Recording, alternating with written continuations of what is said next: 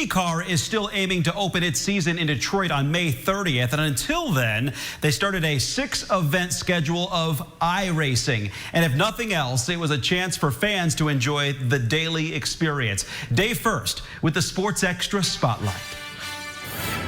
The sun was out in St. Petersburg, seemed to be the perfect conditions to open the IndyCar season, but then crews and drivers learned that COVID-19 would cancel the first 4 races. I'm just still like, I don't even know. But people ask me, what do you think? And I'm like, I have no idea. The first of 6. And a few days after IndyCar's first iRacing challenge, virtual racing at historic Watkins Glen, that sentiment really hasn't changed.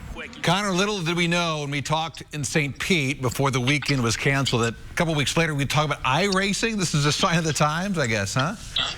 Yeah, who would have thought? To be honest, I didn't know many of the drivers knew what video games were, and now we're all playing them against each other. Saturday's virtual race was won by 25-year-old Sage Karam, a self-described iRacing expert.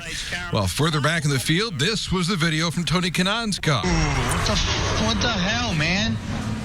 Clearly, though, we have 2 sets of drivers. We have those that are married and have kids and have never done this sort of thing before, and we have the younger set who have been glued to this for years. There are guys who are, you know, really putting stress on their relationship by dedicating hours to the simulator. This is it right here. It's very exciting. Daly might be a bit more carefree. In fact, he has his own camera feed on Twitch.com. Oh my gosh! There was a man and he was flying. And might have the most fun of anyone. Clearly, the bottom line for you is you like to have fun with this, right?